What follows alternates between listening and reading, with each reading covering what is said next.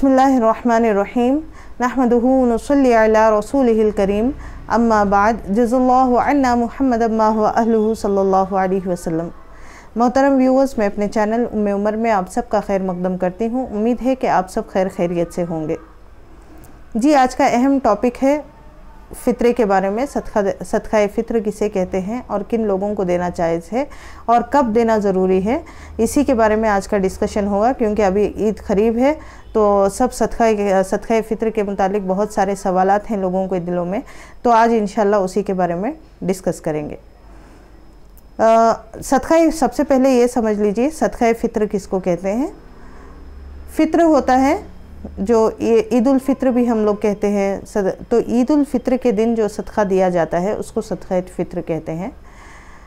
सदका फ़ित्र ईद की नमाज से पहले देना ज़रूरी है। ईद की नमाज से जाने से पहले, ईद की नमाज से पहले सदका फ़ित्र देना ज़रूरी है।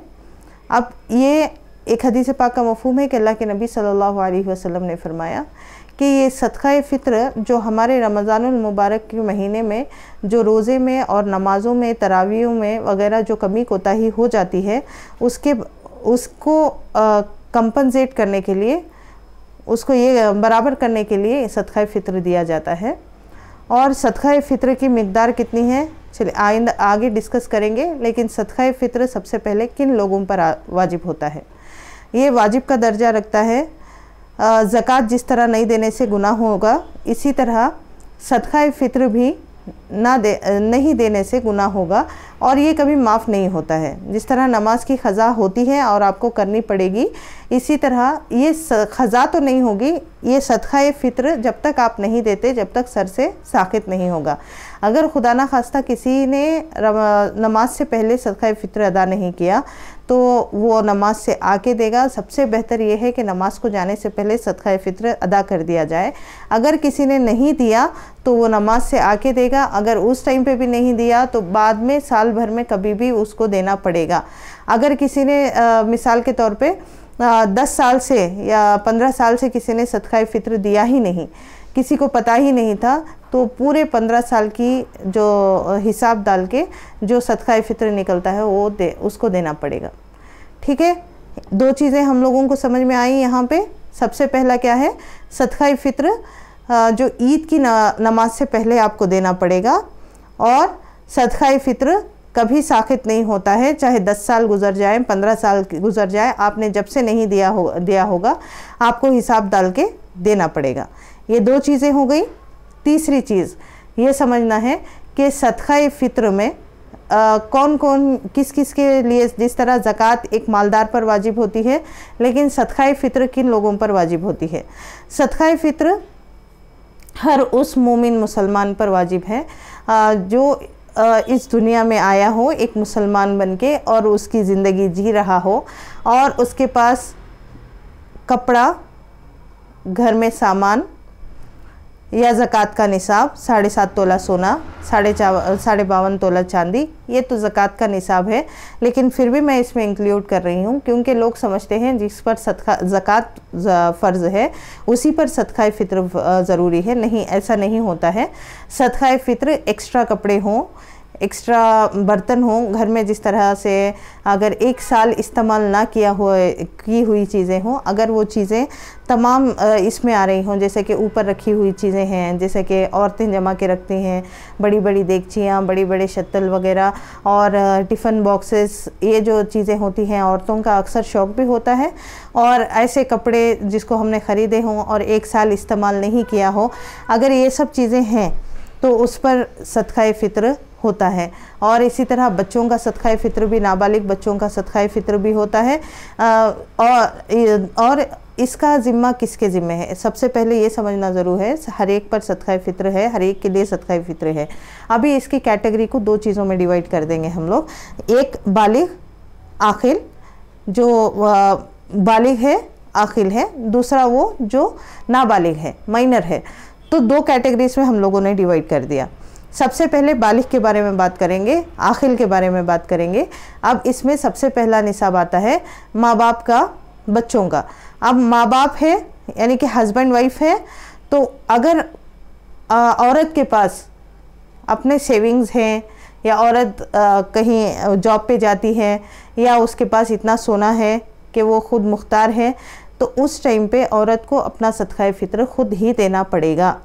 अगर शौहर उसके तौर से अदा करना चाहे तो सबसे पहले शौहर, अफजल ये है कि औरत खुद देगी। अगर शौहर अगर उसको देना चाहे तो सबसे पहले बीवी की इजाज़त लेनी पड़ेगी। ईद के दिन बीवी के नाम से अगर मेरे शौहर ने सदक़ा फ़ित्र निकाल दिया और मुझे मालूम ही नहीं था कि मेरा फ़ितरा निकल चुका है, उस टाइम पे मेरा फ़ितरा अदा नहीं होगा, बल्कि वो सदक़ा हो जाएगा, अगेन मुझे देना पड़ेगा। अगर देने के बाद आके बोल दिया कि तुम्हारा फ़ितरा मैंने दे दिया और उस टाइम पे मैंने अच्छा ठीक है बोल दिया, तब भी नहीं अदा होगा। देने से पहले बीवी की इजाज़त ज़रूरी है। शौहर को बीवी की इजाज़त लेनी पड़ेगी कि मैं तुम्हारी तरफ से फ़ितरा दे रहा हूँ, क्या दे सकता हूँ या तुम खुद दे लोगी, ये है ना, क्लियरली इजाज़त लें।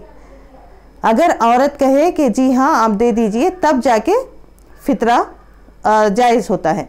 ये हर उस औरत के बारे में है जो जॉब कर रही हो या नहीं कर रही हो, हर एक के ज़िम्मे, क्योंकि इंडिविजुअल पर सदक़ा फ़ित्र है। औरत का ज़िम्मा ये सदक़ा फ़ित्र में अल्लाह ताला ने मर्द के साथ नहीं लगाया। मर्द को औरत की भी सदक़ा देना पड़ेगा, ज़कात देना पड़ेगा, ऐसा नहीं है। इंडिविजुअल औरत अपना सदक़ा फ़ित्र खुद देगी, मर्द अपना सदक़ा फ़ित्र खुद देगा। लेकिन अगर बच्चे बड़े हैं, बालिग बच्चे हैं, 16 ईयर्स 17 ईयर्स के हैं और उनके पास अपनी सेविंग है, 1000 रुपीज़ किसी की सेविंग है या 2000 की किसी की सेविंग है, तो बालिग बच्चा भी अपनी सेविंग में से सदक़ा फ़ित्र देगा, अगरचे कि वो अनएम्प्लॉयड है ना। अब 15-16 साल का लड़का तो काम पे जाता नहीं है, लेकिन उसके पास अगर इतनी सेविंग है कि 1000 या 2000 रुपीज़, वो उसमें तो सदक़ा फ़ित्र निकलता है, तो उसका ज़िम्मा भी बाप के ज़िम्मे से अल्लाह ताला ने निकाल दिया।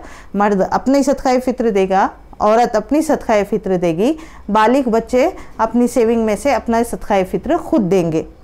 अब यहाँ पे ज़्यादा ये मत बने कि नेक बनने के चलते कि मैं बच्चे हैं सेविंग में से काम देंगे, नहीं, शरीयत जालिम नहीं है। शरीयत उसी चीज़ पर लागू होती है। अब जैसा कि बालिग बच्चे पर जिस तरह नमाज फ़र्ज़ हुई है, इसी तरह हर एक फ़र्ज़ आयत हो जाते हैं। जैसे कि रोज़ा फ़र्ज़ हो जाता है बालिग बच्चा जब होता है, जिस तरह नमाज फ़र्ज़ हुई है, रोज़ा इसी तरह फ़र्ज़ हो जाता है। अगर वो बच्चा मालदार है तो उसके ऊपर ज़कात भी फ़र्ज़ हो जाती है। अब ये बुलूगत का जो लफ्ज़ है, इसमें हम लोग कन्फ्यूज़ हैं। 15 साल 16 साल का बच्चा बालिग हो गया, अभी उसको छोटा पापा बना के रखे हैं हम लोग, छोटा सा काका, छोटा सा पापा, आप जो भी बोल ले, बना के रखे। अभी छोटा बच्चा है, कहाँ है, उसके पास तो सेविंग है ना, उसकी खुद की सेविंग्स है। यहाँ पे शरीयत वहीं से बच्चे को तरबियत सिखाती है, बच्चे को अपनी ज़िम्मेदारी का एहसास दिलाती है कि नहीं, अब तुम बालिग हो चुके हो, अब तुम पर नमाज फ़र्ज़ है, मतलब तुम्हारे अपने काम और तुम्हारी अपनी ज़िम्मेदारियां भी फ़र्ज़ होंगी।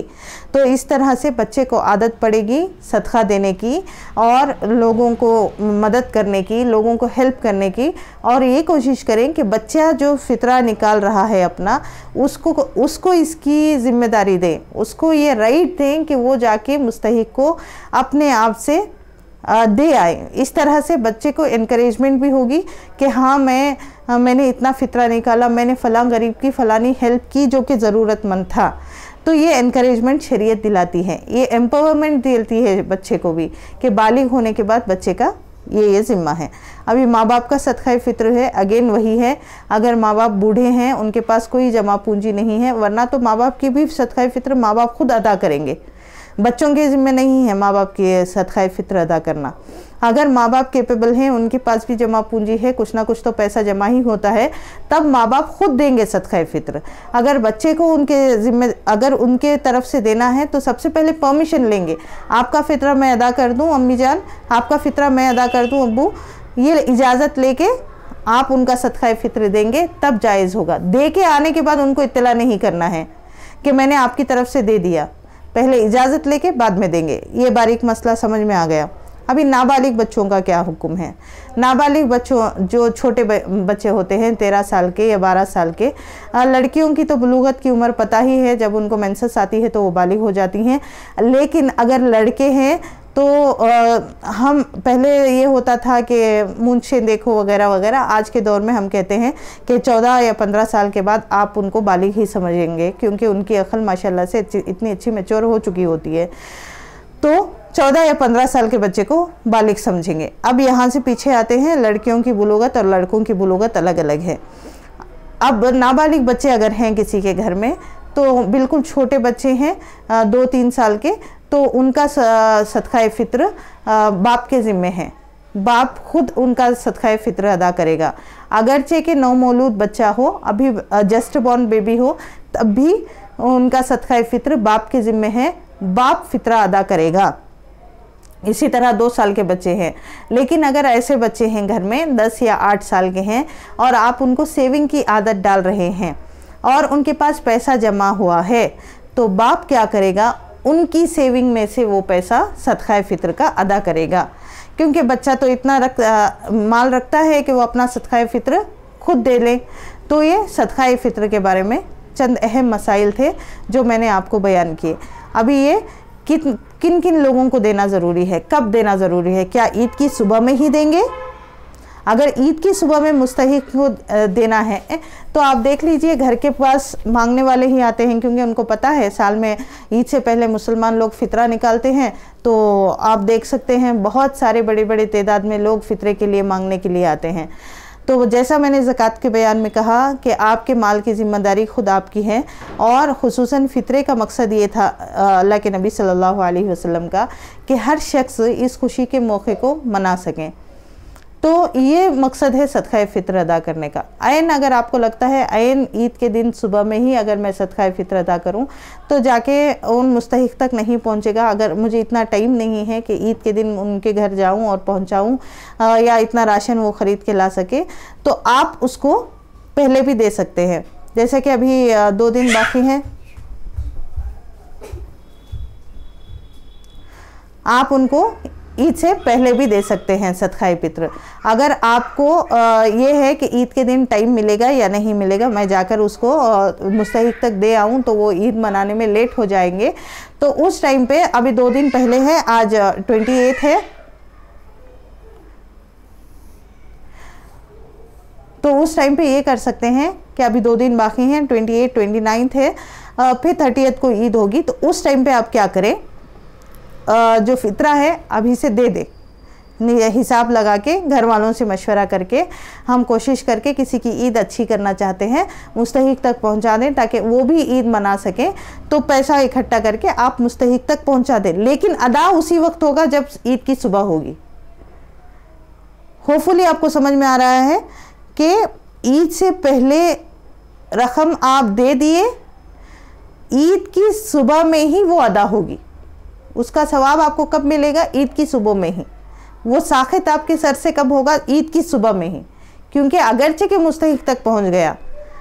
रमज़ान में उसका 1 का 70 का तो सवाब मिलेगा ही मिलेगा, साथ में गरीब के घर में अनाज, राशन पानी, जो ईद की ज़रूरियात है वो आ जाएंगी, लेकिन आपको सवाब ईद की सुबह में ही मिलेगा। इसका तरीक़ा वही है जैसा कि ज़कात में हुआ था। आप किन किन लोगों को दे सकते हैं? भटके हुए मुसाफिर होते हैं, जिनकी जो सफ़र में इतने दिन के लिए आए, फिर किसी वजूहात पर उनका माल ख़त्म हो गया। मुसाफिर को, ऐसा मुसाफिर जिसके पास ज़ात ख़त्म हो चुका हो, यानी कि उसके पास कोई पैसा नहीं है वगैरह वगैरह, ये भी आप आजकल तो बहुत सारे लोग आपको मिलेंगे जो मुसाफिर के नाम से मांगते होंगे। और दूसरा, जो वाकई में मिस्कीन हो, जिसके घर में खाने के लिए खाना नहीं है, अपनी इज़्ज़त को बचाने के लिए वो आपसे सवाल नहीं करता हो। ऐसे रिश्तेदार होते हैं बहुत सारे कि अपनी इज़्ज़त बचाने के लिए कि कैसे मांगें उस शर्म में पूछते नहीं हैं।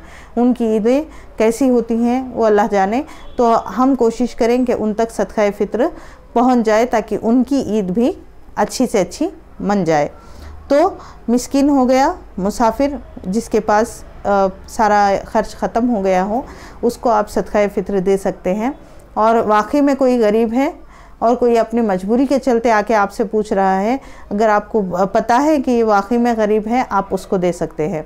फोर्थ ये है मसाजिद और मदरसे में आप ऐसे मदरसे में, ऐसे मसाजिद में जहाँ पर यतीम और गरीब बच्चे पढ़ते हों तो उस मदरसे को आप दे सकते हैं, उस मस्जिद को आप दे सकते हैं। लेकिन तहकीकात करके दें कि यहाँ का जो ख़जानची है, जिसको ट्रेजरर कहा जाता है, अब ये ट्रेजरर हमारे ज़कात और फ़ितरे के पैसे को मुस्तहिक लोगों पर ही खर्च करेगा।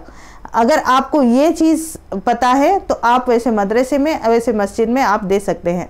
आजकल बहुत सारे लोग आके आपको चिट्स देते हैं कि हमारा मदरसा फ़लानी जगह है, हमारा मदरसा ये इस जगह है, गरीब बच्चे पढ़ते हैं, आपको फ़ोटोज़ भी दिखाएंगे। लेकिन वहाँ पे क्या होगा, एक 4 दीवारों वाली एक खूंटी होगी और उसमें 4-5 बच्चे की तस्वीरें लिए होंगे, जो हमने कभी सुना भी नहीं होगा नाम, ऐसे नए नाम से आके जाते हैं। और चंदे की बाकायदा उनके पास वो बुक होती है, जिसका रेसिप्ट वो देते हैं ना, वो भी होती है, लेकिन कभी उस जगह मदरसा होता ही नहीं है। एक 4 दीवारें खड़ा कर लिए, 1-2 बच्चों को वो दाखिल करके करोड़ों रुपया ये मुसलमानों का पैसा खा जाते हैं। तो इस चीज़ का ध्यान रखें कि आपको पता हो कि वाकई में ये मदरसा है वहाँ पे और ये गरीब बच्चों तक ही मेरा माल जा रहा है, तो उस जगह पे आप तहकीकात करके वैसी जगह अपना माल पहुंचा सकते हैं। जैसे कि खदीम मदरसे होते हैं, वहाँ पे वाकई में बच्चे पढ़ते होते हैं, 10 साल से 20 साल से कोई मदरसा चल रहा है, गरीब बच्चे, यतीम बच्चे भी उस जगह पर पढ़ते हैं और उसका ट्रेजरर भी माशाल्लाह से दीन का आलिम है, हाफिज़ है, मुफ्ती है और उन पैसों को अमानतदारी से खर्च करेगा। तो उस जगह आप अपने पैसे को लगाएं और अपनी कौम के जो यतीम खाने हैं, जो मुसाफिर खाने हैं, जो ईदगाहें हैं, जो मसाजिद हैं, इनको भी आप दे सकते हैं। लेकिन बशर्त क्या है, आपने तहकीकात की हो और आपको उसकी ट्रेजरर का इल्म हो कि ये मुत्तकी परहेजगार है, मेरे पैसे को सही चीज़ पर लगाएगा। क्योंकि आजकल के दौर में देखा गया है मसाजिद और मदारिस के हालात वैसे ही वैसे हैं, खस्ता से खस्ता हैं, लेकिन पैसे कहाँ जा रहे हैं किसी को नहीं मालूम। या फिर ये होता है कि मस्जिद वाले साल में एक बार पेंट करा के लोगों को दिखा देते हैं कि देखो तुम्हारा माल, ज़कात का माल वगैरह हम लोग पेंट पे, मस्जिद की नक्शो निगारी पे खर्च कर रहे हैं। प्लीज़ ऐसी जगह पर अपने फितरात को, ज़कात को ज़ाया ना करें, बल्कि कौम के नींव को मजबूत करें, फाउंडेशन को मजबूत करें। आज कौम में कॉलेजेस की, स्कूल्स की, मदरसों की ज़रूरत है।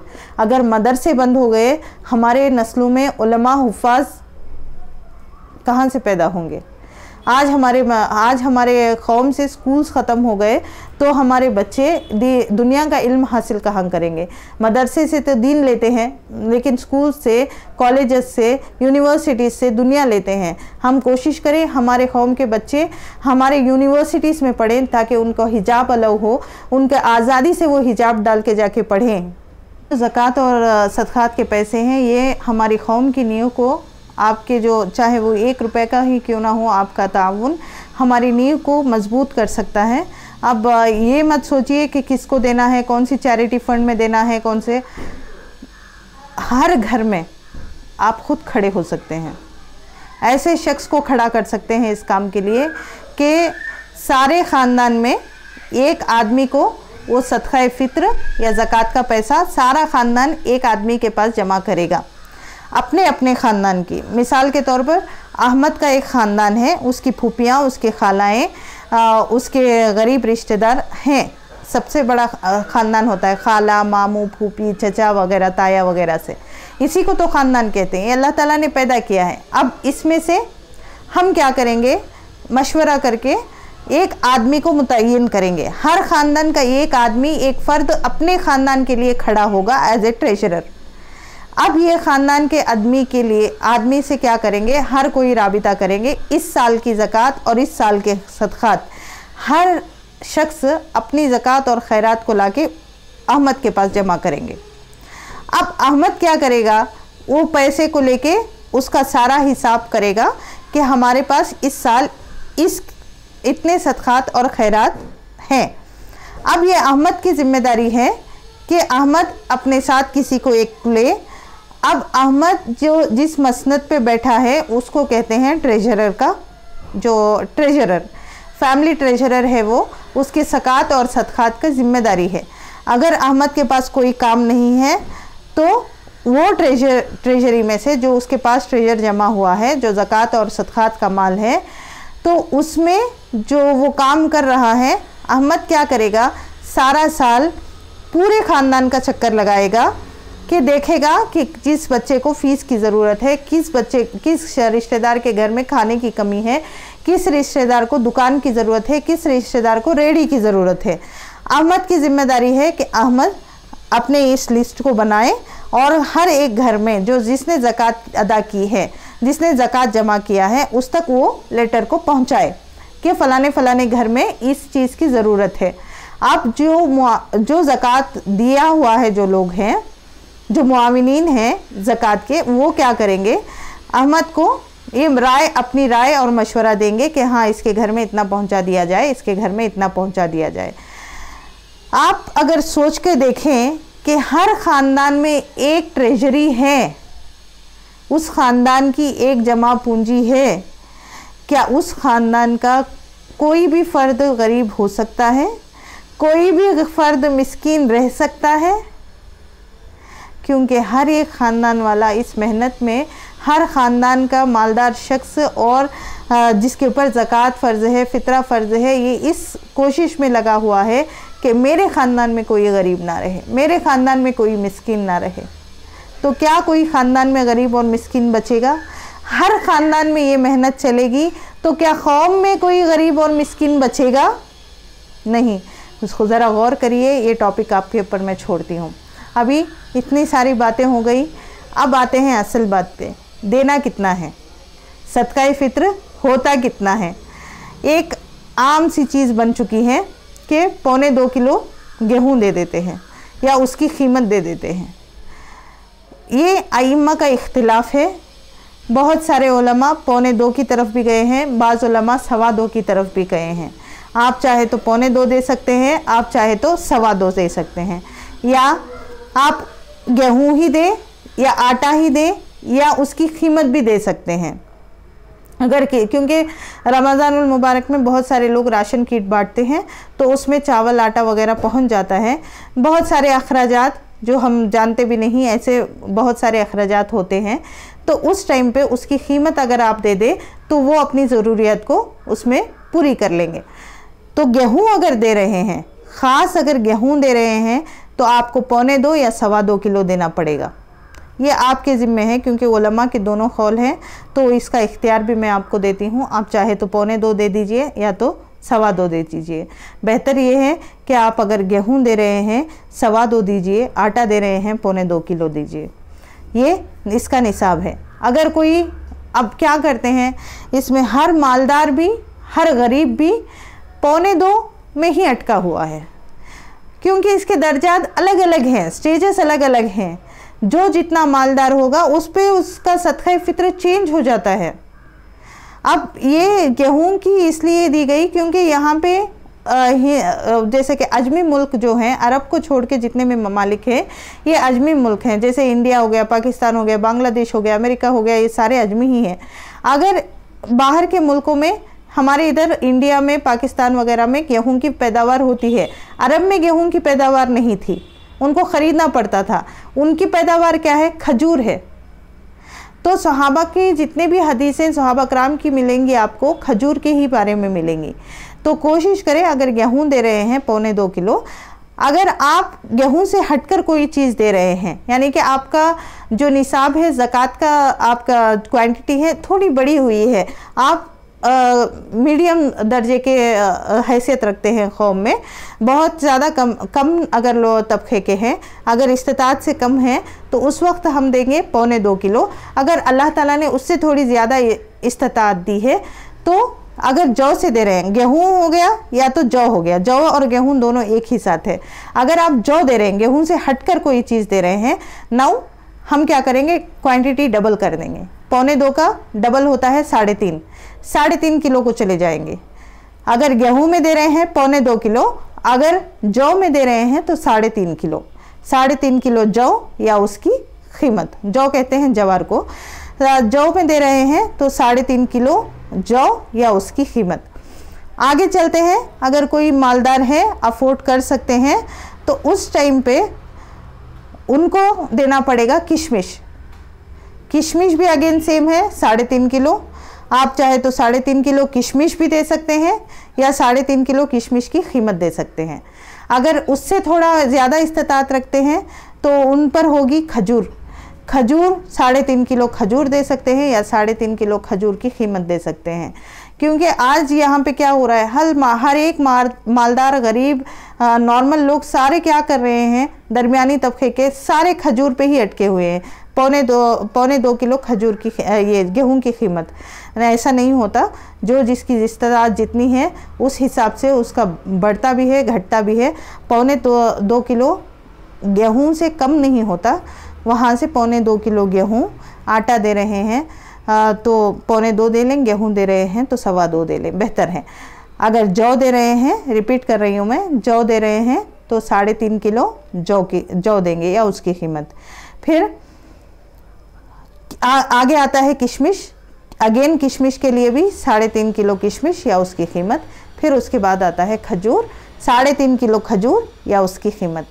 उम्मीद है कि मैंने सारे जो सदक़ा फ़ित्र के जो डाउट्स हैं या जो भी चीज़ें हैं आपके सामने इजी वे में रखी हो और आपको हमारी वीडियो पसंद भी आई हो।